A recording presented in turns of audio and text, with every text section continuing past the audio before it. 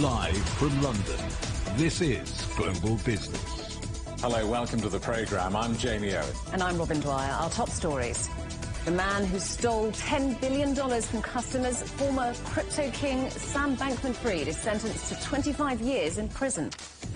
Our other headlines: Asia's future direction is mapped out at the Bao Forum. China promises to be a driving force behind global economic recovery.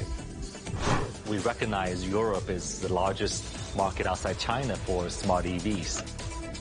China's electric vehicle giant XPeng is hoping to broaden its footprint in Europe. The company's boss shares his plans.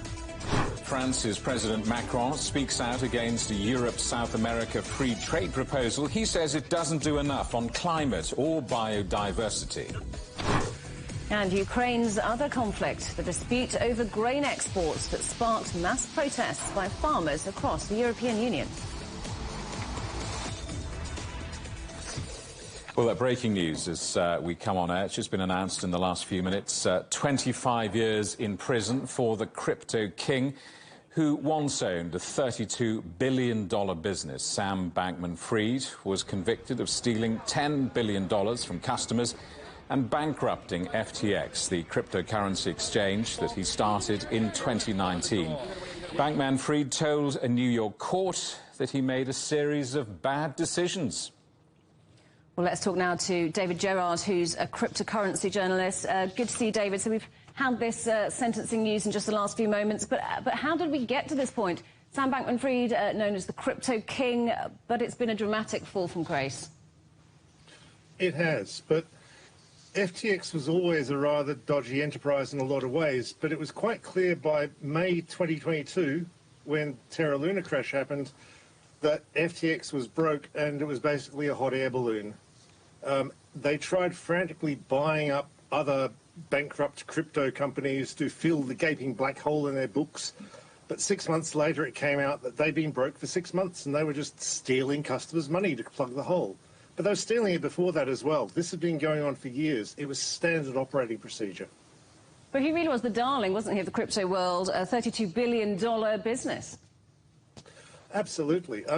He was a very charming fellow. He knew how to project that, gosh, I'm just a nerdy genius sort of look. I mean, you should think of that as business clothes for technical people, you know. But he was a very charming fellow, but, you know, con men are charming. That's actually the job. So what do you make of... Sorry to interrupt you. I was going to say that we've had the sentencing now, 25 years. Some had speculated it would be more. The prosecution wanted more. Yes. I mean, I'm loath to say that anyone should go to jail, but if anyone should, it's probably Sam Bankman-Fried. And this was a light sentence compared to what he could have got, 110 years, and the prosecution asked for only 50, because the guy's an inveterate crook. Everyone who's ever known him has always called him a liar who can't be trusted. It's amazing. There was that biography of him last year, which everyone in it was saying what a liar Sam was. It was incredible.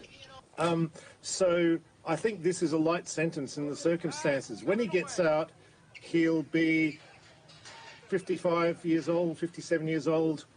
He'll be old enough to still have a life, but hopefully not to do very many more crimes. So he made some remarks in his sentencing. He told the court that he made a series of bad decisions. There was some contrition, but not an outright apology. Do you think people will feel that justice has been served here? I think they're glad that it's over and they don't have to think about Sam Bankman-Fried anymore. He destroyed people's lives. At least 3 people killed themselves over losing everything in FTX. He just stole everyone's money, and then he told them it was all in a good cause. It wasn't. It was in the cause of Sam Bankman-Fried. So what happens in his particular case now? We've had the sentencing, 25 years. Can he now go on to appeal that amount? Oh, he can appeal the sentencing, he can appeal the amount, he can appeal the case itself. He has appeals lined up. Of course, he can take those appeals, as anyone can. I don't know that he's got a lot of grounds to appeal on. So I don't expect it to go very far. And there's a whole pile of other charges that they dropped, but they could reactivate those if somehow he dodges. He was doing political bribery of all sorts. None of that was in this actual case, that sort of thing. he's a very bad guy. Well, David, thank you for sharing your views today. That's David Gerard, the cryptocurrency journalist. Thank you. Well, this news has only just broken in the last 20 minutes or so on this, the final day of trading in the US ahead of the Easter break. Let's talk to our correspondent, John Terrett at the New York Stock Exchange. John, I don't suppose you've had a chance to canvass views there. I mean, how will this news be greeted on Wall Street? No, I have indeed been canvassing. In fact, we got the information about 10 minutes ago, and we thought it was 20 years at first, because Reuters put out 20 years, and then it turned out to be the 25 that you've been reporting. And people here have no time for Sam Bankman-Fried. I mean, that interview guest that you just spoke to, the last thing he said was he's a pretty bad guy, right, or something like that. Well, that's the view of Sam Bankman-Fried here. Never mind that he intended to do good in the world. Never mind that they've got most of the money back, which they have, actually. They've got most of it back. They've recovered it. And it's been helped by the fact that Bitcoin and cryptocurrencies have been going up sharply in value. All of that has certainly helped people who lost money when this first came out. But nobody has any time for Sam Bankman-Fried. And I did say yesterday on the program that they tend to do this with white-collar crimes. You know, you can talk about all the excuses you want, but they tend to punish them, as they did with Bernie Madoff back in 2009, with higher sentences, because they want to try and stop it and nip it in the bud. The problem is there's going to be another con man out there somewhere. We just don't know who it is yet. All right, shall I tell you about the markets? Why don't I tell you about the markets? Because nothing's happening. I mean, really, I think the markets are waiting for a couple of things to happen. One is we should hear from Chairman Powell, head of the central bank, within the next news cycle, which might help. And also tomorrow, Friday, the stock exchange is closed, but the banks are open. It's not a federal holiday. And we will get out of Washington PCE, which is the Federal Reserve's preferred measure of looking at inflation. So even though we won't be with you tomorrow, at this time, the country is operating, as it were, and it will be another indication of inflation. It's all about, will rates go down later this year? On Tuesday, somebody in authority said they wouldn't. The markets sold off. Yesterday, Wednesday, there was records all round again, particularly on the S&P 500. Today, as I say, things are treading water. A couple of companies in the news. Coinbase, talking of cryptocurrency, lost a major court case yesterday. They're going to have to appear before a jury now after the leading regulator accused them of selling cryptocurrency materials in an unregistered fashion. Their shares are up 3% at the moment. GameStop, heart of the meme stock from a couple of years ago, saying they've got unsustainable sales and they cut loads of jobs. Shares down 4%. Home Depot, big DIY store here today, making its biggest acquisition to date. It's a roofing company, $18 billion they're paying. Shares down 0.8%. And Walgreens Boots the chemist, and Walgreens got together a couple of years ago, kicked off the Dow Jones a couple of months ago. Shares up 1.2% now. They narrowed their guidance. And on the markets, we are flat. The Dow is... My eyes are getting so bad. I'm getting too old for this. The Dow is up 23 and the S&P 500 is up by 3 at the moment. So that's what we call flat. John, we're going to make a request from expenses that you have some opera glasses or a telescope or some binoculars. But in the meantime, let me talk about two words that normally give great pleasure. They are, of course, Disney and Florida, where loads of Americans go on holiday. However, this has been, as we've reported many times on this programme, the subject of a simmering dispute for seemingly years. What's going on Disney in Florida, and a deal, perhaps? Yes. I'm glad you highlighted this on our program today, because this is a really, really big story. And I am going to steal from a colleague, OK? I did not invent this.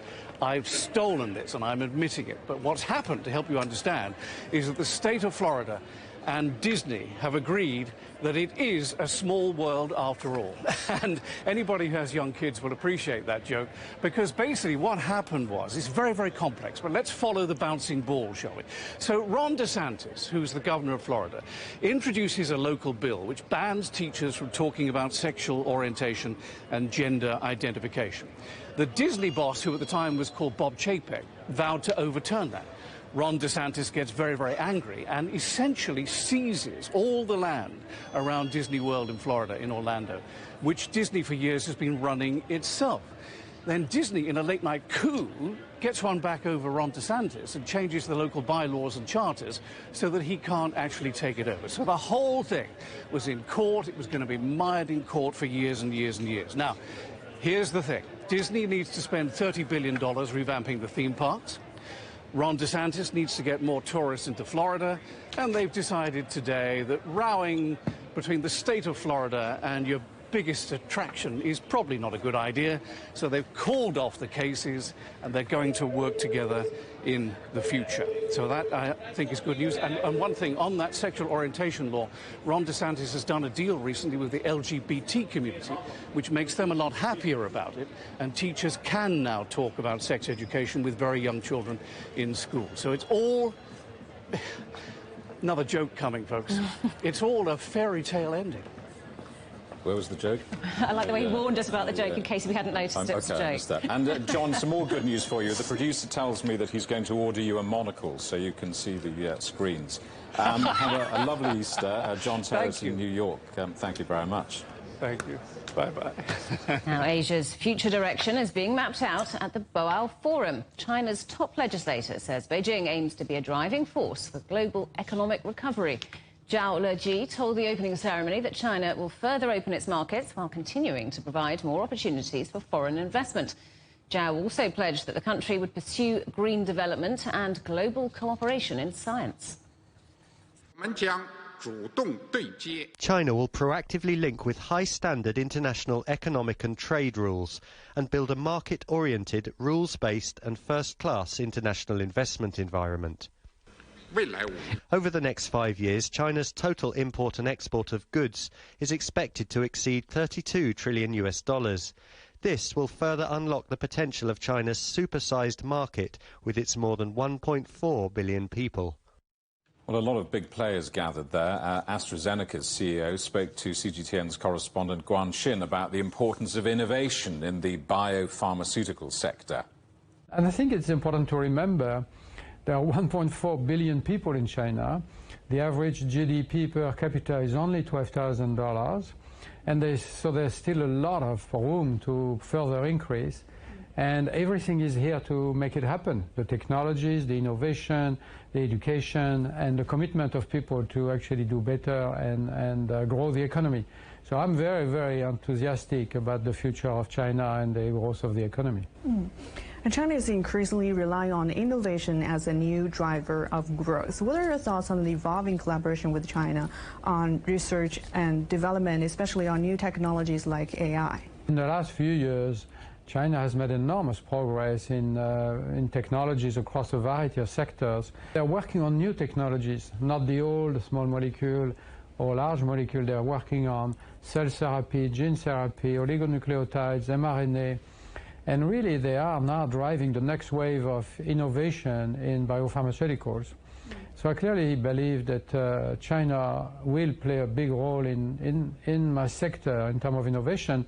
And with this will come new job, good job, well-paid job, you know, reflecting the focus on new quality productive forces. You said earlier that AstraZeneca is now in China for the world. How do you evaluate the efficiency and security of China's supply chains, and how important is China in your global supply chain network? Well, we already export to about 100 countries around the world from China. We have several plants in China, and we are building 2 new plants. We're building one in Qingdao in Shandong province to manufacture inhaled products for asthma, COPD, and a new small molecule plant in Wuxi. The sum of those 2 investments is more than $1 billion US, and the plants are actually being built. And they will manufacture for China, but also for the rest of the world. So we have great confidence in China's ability to deliver quality products, good productivity, low cost of goods, and quality supply chain. China claims its new energy industry is thriving because of innovation and quality rather than subsidies. It comes after US Treasury Secretary Janet Yellen says she intends to warn Beijing about subsidizing the clean energy sector, which includes solar panels and electric vehicles. Washington believes a glut of Chinese products is depressing global prices and squeezing America's green manufacturing. To stand up to protectionism and bullying and keep global industrial and supply chains stable and functional serves the common interests of all parties. This is also a shared responsibility of all parties, including the US. China's new energy industry has thrived because of our technological innovation and reliable quality cultivated in the process of global competition, not because of subsidies, as some would believe.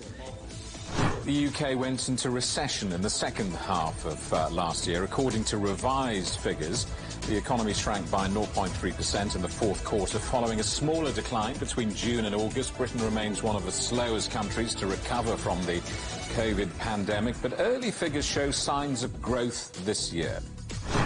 Investors in Britain's biggest water company have pulled the plug on $632 million of emergency funding in a standoff with the industry regulator over attempts to increase bills. It's further raised the prospect that Thames Water may have to be taken back into public ownership and nationalised. Fears emerged last year that Thames Water could collapse because of its huge debts. A Japanese drugs company says it's investigating a further 2 deaths in connection with its cholesterol-lowering supplement that was withdrawn last week. The pills by Kobayashi Pharma had been linked to 2 deaths and the hospitalization of more than 100 people due to kidney problems.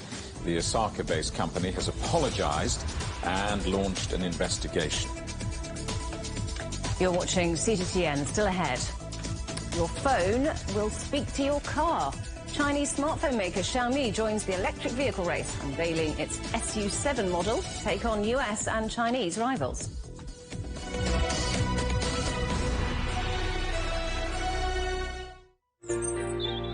Ever wondered what's the difference between a bear and a bull market? Where are the cash cows? And who are the lame ducks? And what exactly are black swans? Grey rhinos? And unicorn companies? Make sense of it all with Global Business, only on CGTN. I think it should be more global cooperation. I would like to hear more the voice of the developing countries. Globalization has lifted more than 1 billion people out of poverty. The green transition has to happen. It's a necessity. Well, China and the United States are important powers in the world. What unites us is much more than what divides us. And I believe China is committed to this agenda. Join me, Juliet Mann, to set the agenda at these times every weekend on CGTN.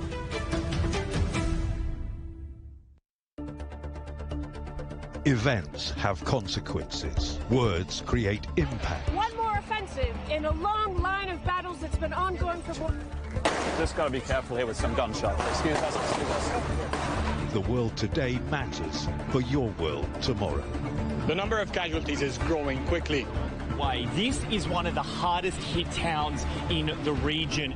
The world today, every day on CGTN.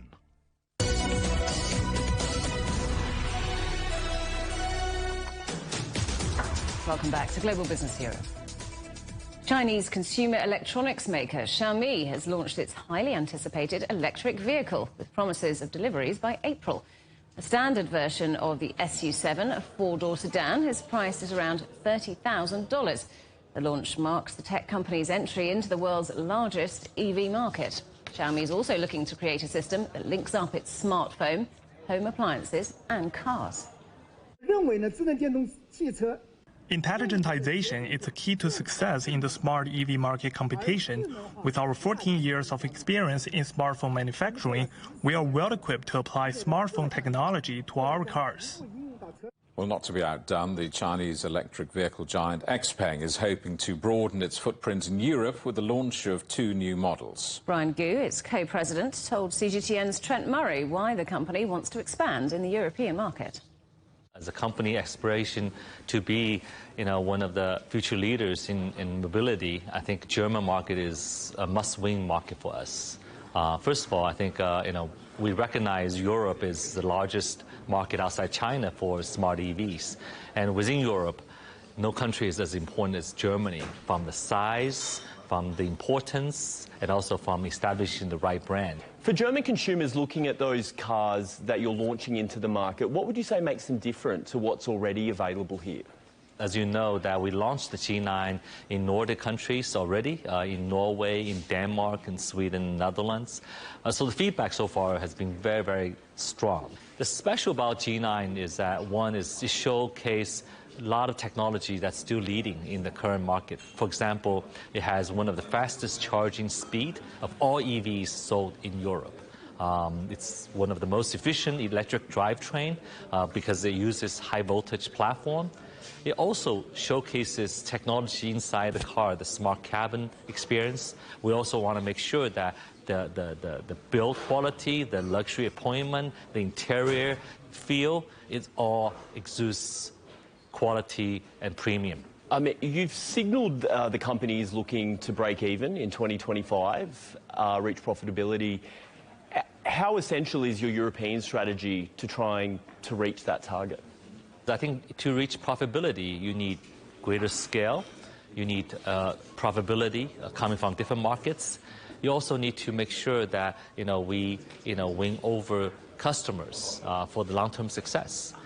So I think, for example, even though the volume that we sold in Europe last year was only in the thousands, but we think the increase, the growth profile for international business for us is much faster than what we can achieve in China.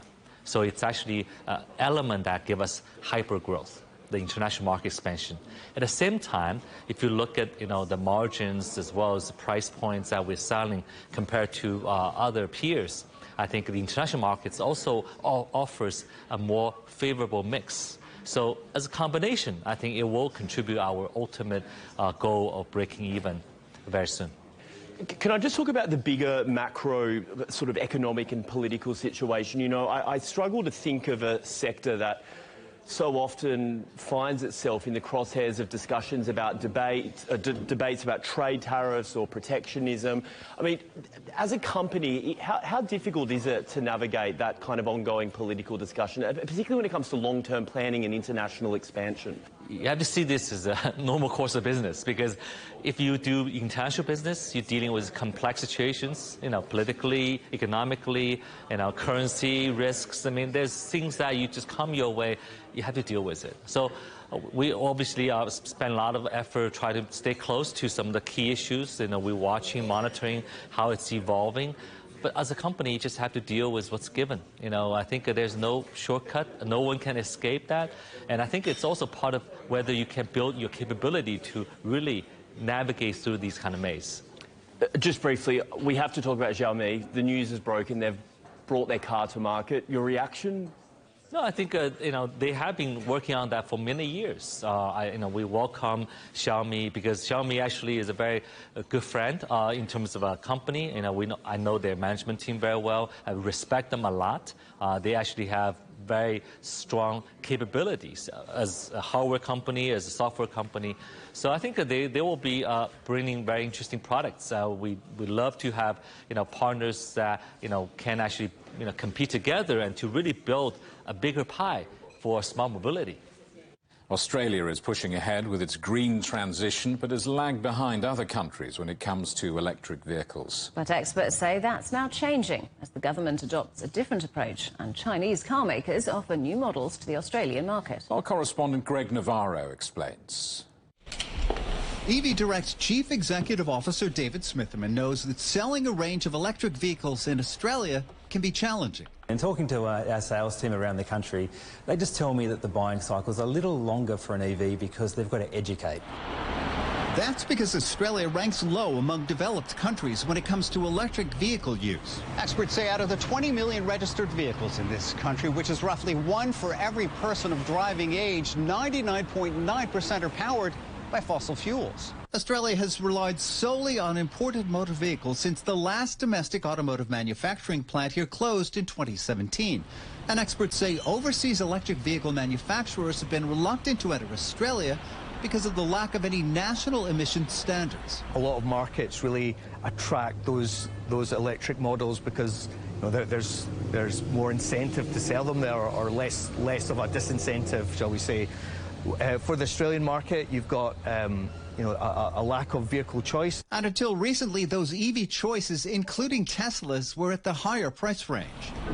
But that's precisely why EV Direct, the distributor of Chinese company BYD, entered the Australian market. The market opportunity for EVs in Australia is enormous. And it appears to be paying off. Since 2022, it sold nearly 20,000 vehicles. It is an easier market to access, and a big part of that is the trade barriers that you see being thrown up in Europe and the US. Still, obviously, a lot of domestic vehicle manufacturing in those regions. We don't have that in Australia. Australia's current government has aggressively promoted electric vehicles. It's pledged to beef up the country's EV charging network and release a national emissions standard next year. Other Chinese auto manufacturers plan to roll out EV models later this year. We need more affordable electric vehicles. We need more models of different types.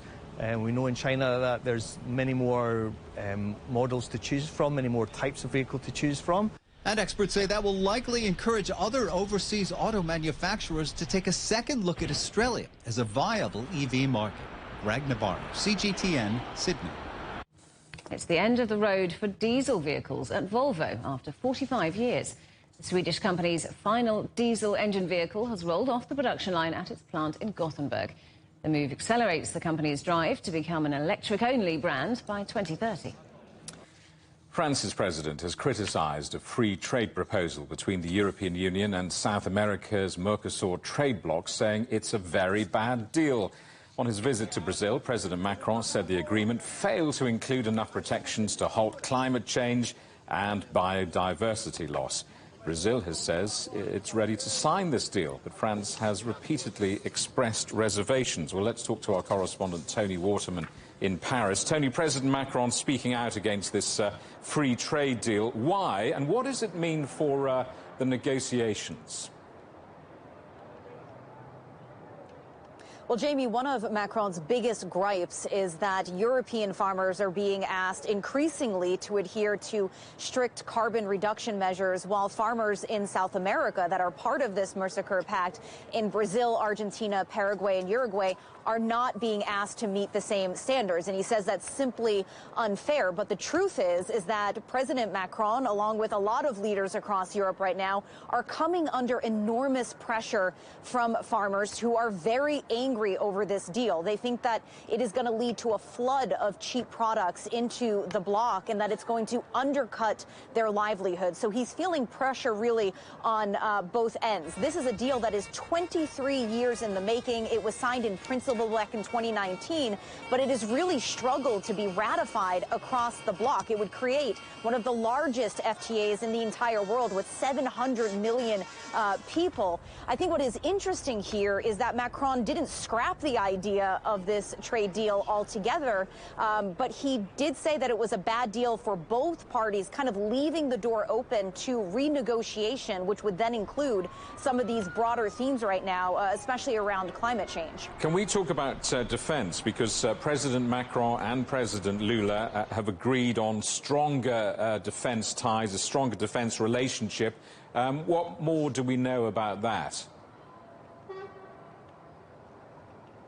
Well, during this three-day visit, Macron oversaw the launch of a diesel submarine. It's the third of four that is a French-designed submarine in Brazil. And this is part of a deal that really dates back more than 15 years. It was signed between Lula when he was last in power and also former French President Nicolas Sarkozy. And part of that deal includes the building of a nuclear submarine. But this is an venture that has faced a lot of pushback. There's been a lot of budget delays on the Brazilian side, but there's also been hesitation within the French government to transfer this type of nuclear technology. And Macron really doubled down during his visit, saying that France will be there for Brazil. It will be by its side as it starts looking into actually building this nuclear submarine. It is really part of this $10 billion effort to secure the Brazilian coastline that stretches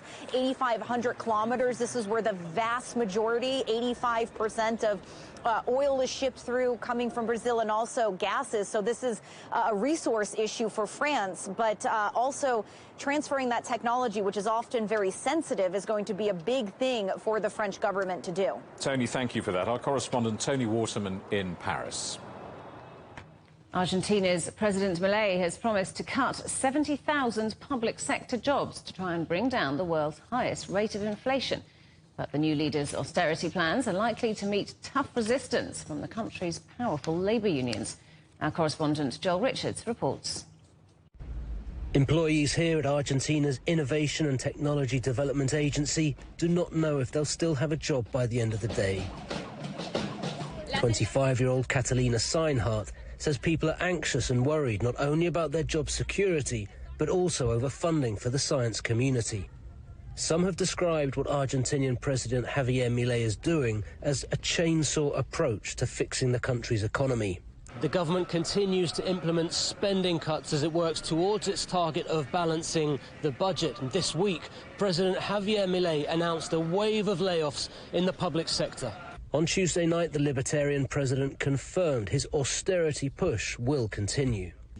We fired 50,000 public employees. Not only that, but contracts were also cancelled, and 70,000 contracts are now going to end as well.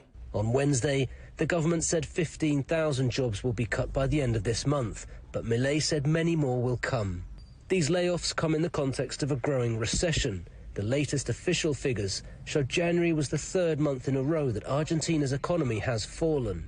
Today is a sad day for the state, and we are seeing that if you lose your job here, you can't then find something else in the private sector. As public sector workers in Argentina are on edge, unions have announced further strike action in early April. Joel Richards, CGTN, Buenos Aires. You can get highlights from the week's news in Europe and China direct to your inbox from CGTN Storyball email newsletter. Sign up at europe.cgtn.com/newsletter. You're watching CGTN. Still ahead. The United Nations steps up pressure on Israel, warning starvation in Gaza is turning into famine and could amount to a war crime.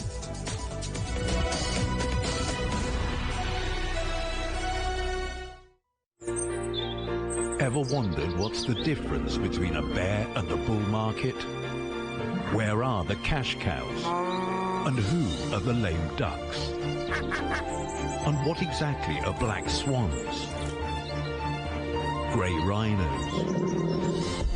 And unicorn companies? Make sense of it all with Global Business, only on CGTN. I think it should be more global cooperation. I would like to hear more the voice of the developing countries. Globalization has lifted more than 1 billion people out of poverty. The green transition has to happen. It's a necessity. Well, China and the United States are important powers in the world. What unites us is much more than what divides us. And I believe China is committed to this agenda. Join me, Juliet Mann, to set the agenda at these times every weekend on CGTN.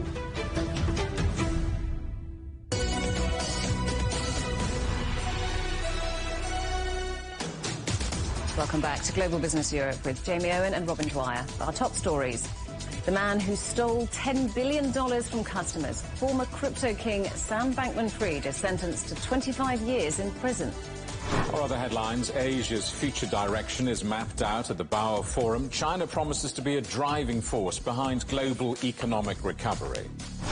And France's President Macron speaks out against a Europe-South America free trade proposal. He says it doesn't do enough on climate or biodiversity.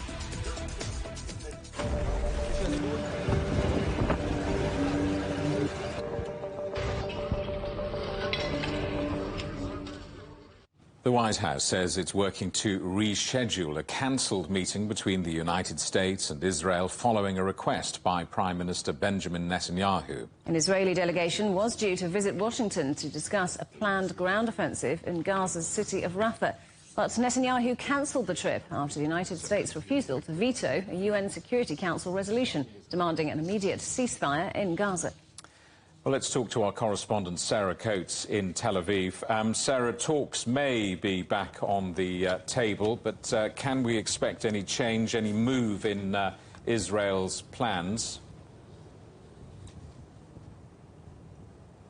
Hi, Jamie. That's fairly doubtful, given what we have been hearing from the Israeli Prime Minister Benjamin Netanyahu. He continues to double down on his stance that an invasion, an operation into the city of Rafah is a necessity. He says that he will continue to repel these international pressures, including from the United States, to pull back with this operation.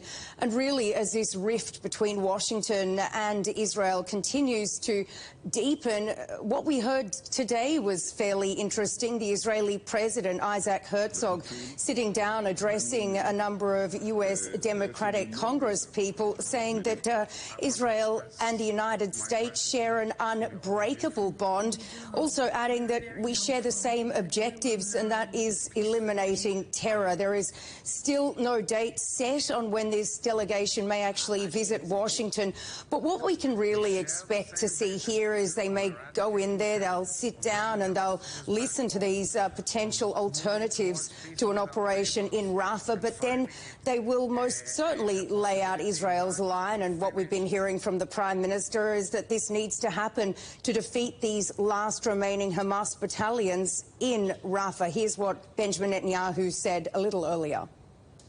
Victory is within reach. It's a few weeks away. Now we are told, this is it, last point.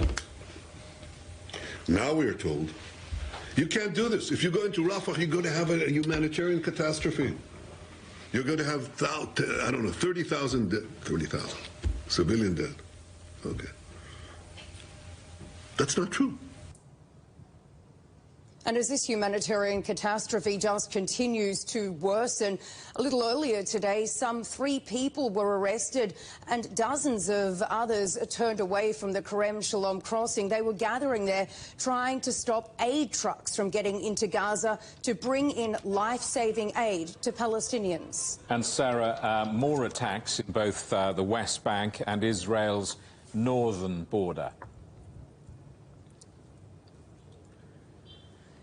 A manhunt, Jamie, is still ongoing in the West Bank after a shooting incident earlier in Jericho. It happened around 7 a.m. local time. A bus and a number of cars travelling along Route 90 when a masked man wearing army attire jumped out, opened fire. He wounded at least 3 people. They're in hospital with quite minor injuries. But it just goes to show the tensions not only in the West Bank but also in the north. Rocket sirens have been ringing out all throughout the day, even in the last half hour in these northern border communities. It comes as these cross-border attacks between Israel and Hezbollah just continue after a very, fairly large escalation over the last 36 hours. The IDF also says it shot down an aerial vehicle which came in from Lebanon. It was bound for Israeli territory. And there is a lot of fear over this northern border that these tensions could escalate, Jamie, into an all-out war. Sarah, thank you for that. Our correspondent, Sarah Coates in Tel Aviv. Our correspondent Akram Al-Sassari is in Rafah in Gaza. The situation at Al-Shifa Hospital is unfolding into a catastrophe, according to the description of the government media office. Around 200 Palestinians. The total number of deaths in Al-Shifa Hospital is around 200 Palestinians who were killed inside and around Al-Shifa Hospital. Around 1,000 Palestinians were also reported to be arrested by the Israeli occupation army. According to the Palestinian sources in that area and the eyewitnesses as well, heavy and fierce fire exchange is going on in the meantime. The bombardment can be heard from very far away, and also the smokes in the sky can be seen also, which is indicative of how fierce the fight that is ongoing in that area. According to the Palestinian and Israeli sources as well, the Israeli army is still conducting its operation in Al-Shifa now for the 11th day, and it's still arresting, targeting, killing and also destroying some of the very important departments of the Al-Shifa Hospital. Tariq Yasharievich is from the World Health Organization. The situation is really getting worse. That's what we hear from our colleagues on the ground who are trying on a daily basis to reach hospitals that are still functional. And now we are down to 10 out of 36 hospitals that are providing some basic health services. So we had 2 more hospitals that stopped functioning because simply there is no food, there is no material, there is no fuel for electricity. So the situation is getting worse and worse. We are not able to reach Al-Shifa Hospital that was just mentioned in your program for days now. We are hearing about what is happening, just like your correspondent was saying, but we are not able to get there and to help health workers inside Al-Shifa. In other hospitals, the situation is equally difficult. We hear about malnutrition that is being seen by doctors. Ministry of Health reports that 31 people have died from malnutrition, including 27 children. So the situation is really desperate, and it's getting worse. And we just can't see the end of this nightmare for the population of Gaza. When the United Nations warns that the starvation in Gaza is turning into a famine, and they say could amount to a war crime, could it?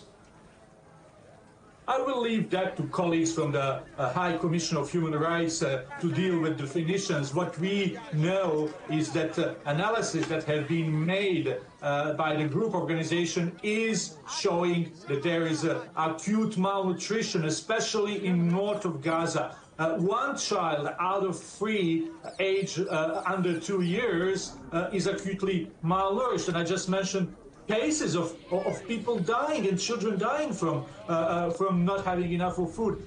Not having enough of food and nutrients that is needed can have a really horrible consequences, not only for children, but for pregnant women and a newborn. So we really need to find a solution. A solution is to bring more aid, as it has been already said, through all the possible crossings that exist and all the possible ways to get that food to people to Gaza, to have a ceasefire so we can have an environment where health system can start doing what it's supposed to do. Tariq, I don't know if you managed to hear our earlier reports, but the suggestion that talks may be restarting, the diplomatic narrative might be recommencing. How long have these people got, do you think? Well, we should have done all of that yesterday, to put it that way. People in Gaza are hungry. When we try to go to hospitals with our trucks where we have some medical supplies, people stop our trucks hoping there is some food.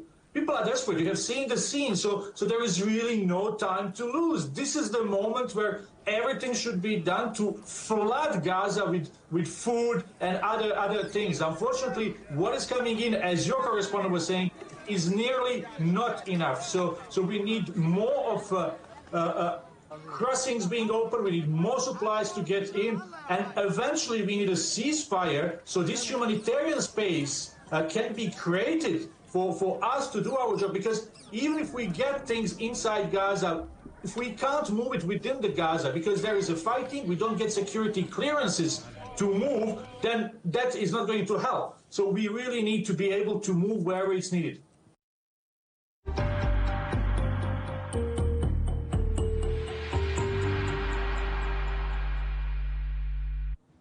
Russia's leader says his country has no plans to attack any NATO member states. But Vladimir Putin said that if the alliance's F-16 fighter jets are sent to Ukraine, they will be shot down. Putin has described the possibility of Moscow-backed attacks on Poland or the Baltic states as complete nonsense. But he added that both NATO's F-16 jets and airfields in third countries hosting them would become legitimate targets if they were used by Ukrainian air forces. 1 person has been killed in a Russian attack on the Ukrainian city of Kharkiv using what officials say could be a new type of missile. Investigators have described the device used in the assault as a guided aerial bomb. The strike on a residential area of Kharkiv also left 19 people injured, including 3 children. Elsewhere, 2 people were hurt in a Moscow-backed drone attack on the city of Zaporizhzhia. Ukraine and Poland are holding talks to try and resolve the dispute over grain exports that sparked mass protests by farmers. Polish farmers want customs duties to be reimposed on Ukraine's agricultural exports. The tariffs were lifted 2 years ago when the invasion began. The EU has reached a deal to extend tariff-free imports on Ukrainian food, but with restrictions on products deemed to be sensitive, including poultry, oats and honey. But farmers in Poland and across the EU want new measures taken against Ukrainian grain imports, which they say are flooding local markets. Well, let's talk to our correspondent, Megumi Lim, who's in Kyiv. So, Megumi, how are these talks going? Well, unfortunately, these talks today between Polish Prime Minister Donald Tusk and his Ukrainian counterpart Denis Shmyhal didn't yield any concrete solutions to this ongoing issue between Poland and Ukraine regarding Ukrainian agricultural products transiting through Poland, and has drawn the ire of Polish farmers, which has triggered protests, as you mentioned earlier. But after these talks were held at a news conference, Tusk said that they have come very close to a solution to ensure that transit doesn't hurt the Polish market. But this indicates that negotiations will likely have to continue because they have not come up with any concrete solutions. But they did issue a joint communique which stated that they have agreed to search for a, quote, mutually satisfactory solution, and they have confirmed their readiness to try to introduce some sort of control and verification system on the border checkpoints for Ukrainian agricultural products to try to maintain some level of transparency to ensure that Ukrainian grain does not flood the Polish market. Now, on the Ukrainian side, Kyiv has proposed a 5-step plan to try to resolve this issue, and Ukrainian Prime Minister Denis Shmyhal has said that he expects some sort of response and for Poland to give an answer to these 5 steps that Ukraine has proposed. And these steps include Ukraine agreeing to EU proposed restrictions on their agricultural products, and it also includes Brussels carrying out a priority screening of Ukraine's agrarian and transport legislations, and also the EU imposing embargoes on Russian and Belarusian agricultural imports to the EU bloc, and setting up crisis management headquarters, and also, very importantly, to ensure the free passage of humanitarian aid, weapons, ammunition, and fuel crossing the Polish border into Ukraine, to ensure that Ukraine's already fragile wartime economy and Ukraine's war effort is not undermined. And so far, Tusk has responded to one of these items, and he has said that the EU will soon introduce a 50% tariff on some agricultural products from Russia and Belarus. Megumi, thank you very much. Our correspondent Megumi Lim in Kyiv.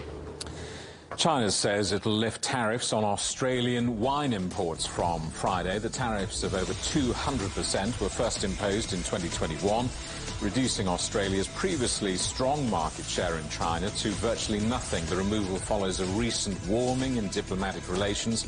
China said the anti-dumping and anti-subsidy tariffs were no longer necessary. China is calling on the Netherlands to increase cooperation in the semiconductor industry. That's after the Dutch government banned chip machine maker ASML from exporting some of its most advanced devices to China, bowing to demands from the United States. China is locked in a chip race with the US, boosting demand for chip-making machines. Speaking with his Chinese counterpart in Beijing, the Dutch trade minister said the ban's not targeted at any country in particular. Colombia has announced the expulsion of Argentine diplomats in retaliation for what it called offensive remarks made by the president, Javier Milei. In an interview with CNN, the right-wing leader refers to Colombia's leftist president, Gustavo Petro, as a murderer and a terrorist. Colombia's foreign ministry said those comments offended the dignity of President Petro. Powerful sandstorms have swept through northern China, bringing disruption to hundreds of millions of people. Public activities have been cancelled as reduced visibility has led to car crashes. The storms are expected to ease on Friday. China's sandstorm season begins in March. Divers in the United States have recovered 2 bodies from the wreckage of the collapsed Baltimore Bridge. They were among 6 construction workers who fell into the river when a cargo ship crashed into the Francis Scott Key Bridge. Officials say the ship was carrying hazardous materials, some of which leaked into the water. Our correspondent Owen Fairclough reports. We've had more details overnight of not just the investigation, but indeed details of the final moments before the Dali struck the bridge, just seconds between the Mayday alert being raised and officials here on the bridge managing to close it to traffic and stop this catastrophe escalating even further. We've also had more details as well from safety officials about their investigation. They've confirmed, federal transport officials, safety transport officials, that they have been able to board the Dali and retrieve the crucial voyage recording equipment that's like to inform them of those last moments of that ship as it collided with the bridge. There are also reports as well that the propulsion system on that ship failed. We know from that video we've seen that the lights went out on the ship, but obviously those investigators want to know more details. They also want to hone in on what appears to be a troubled safety history for this ship, with reports, for example, in 2016 that it collided as it left the port of Antwerp. There are also other reports about safety problems that were documented and are available on publicly available databases. Understandably, perhaps safety officials here don't want to comment too much on those details, but they clearly are investigating the history of this vessel. We are going to be working with NTSB as they lead their independent investigation. It's too early to speculate, of course, what NTSB will find, but if they discover or determine anything that should be considered in the regulation, inspection, design, or funding of bridges in the future, we will be ready to apply those findings. There's clearly a wider issue here with reports about the bridge and just how much protection it had for a collision for a cargo boat of this size. There's been some conjecture about that. What is clear, though, is that bridges like this one, built some 50 years ago, were never designed for the advent of globalization and interdependent trade, with ever bigger cargo ships carrying sometimes thousands and thousands of containers as they crisscross the world. And that's something that the US federal government is going to have a look at as it looks at the infrastructure around the United States and needs to consider just how much it can keep up with the ever-growing demand for globalized products and the way that they're transported across the world. Owen Fairclough, CGTN in Baltimore. You're watching CGTN. Still ahead, a surprising aphrodisiac. We'll be finding out the perfect temperature for breeding if you're a fish.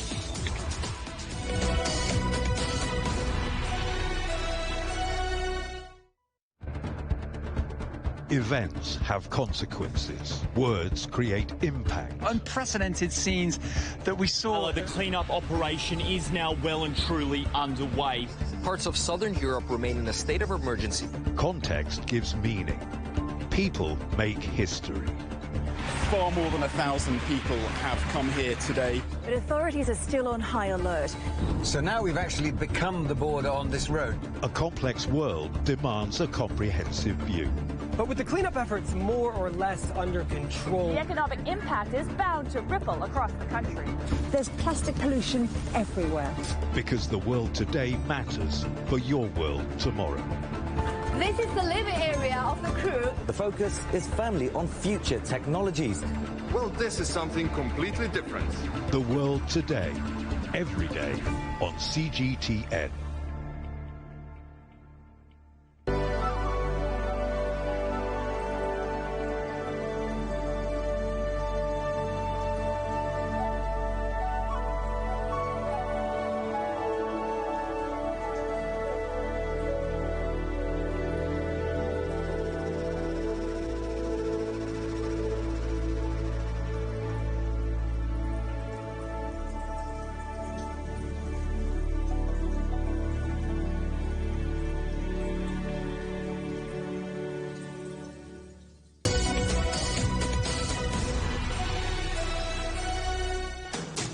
Hello, welcome back to Global Business Europe. Now, what do you get when you cross an LNG processing plant with a fish breeding farm? Well, in a trial project in China's Shenzhen, the answer is the perfect environment to raise fish.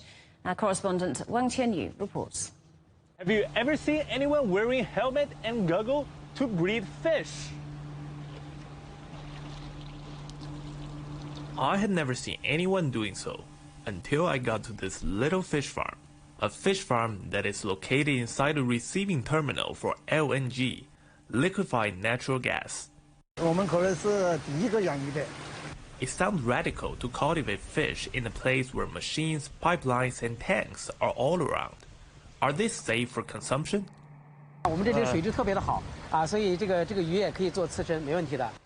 Sashimi? Wow, Mr. Neil, are you going to tell me where this aquarium water is coming from? It's very easy to explain. The water is drawn from our open channel and brought here. Where is the open channel water from?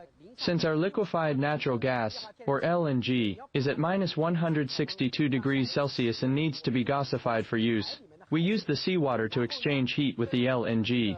Essentially, the seawater warms up the LNG and converts it into a gaseous state.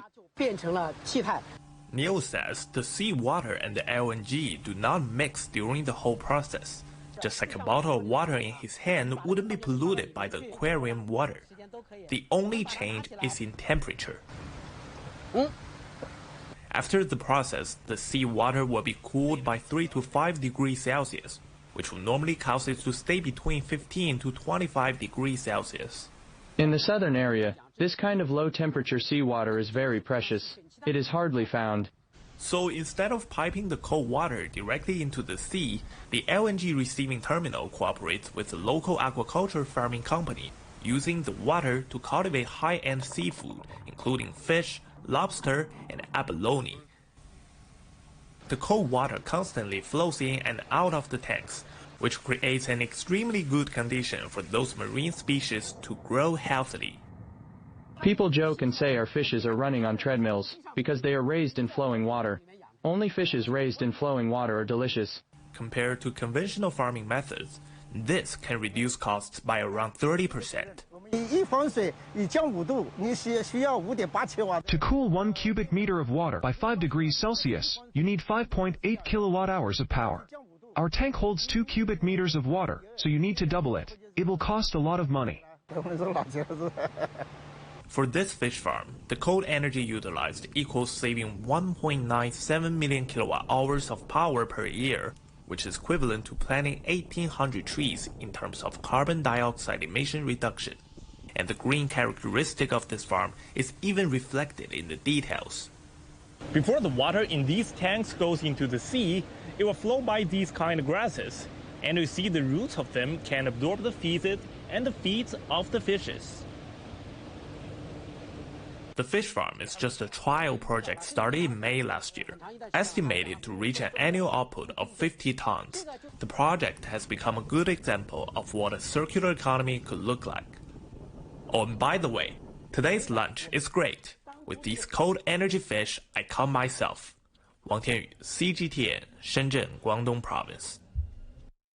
And just before we go, some breaking news for you. A world court ordering Israel to take action to address the Gaza famine, issuing new provisional measures on Gaza as part of the case brought by South Africa on the prevention of genocide.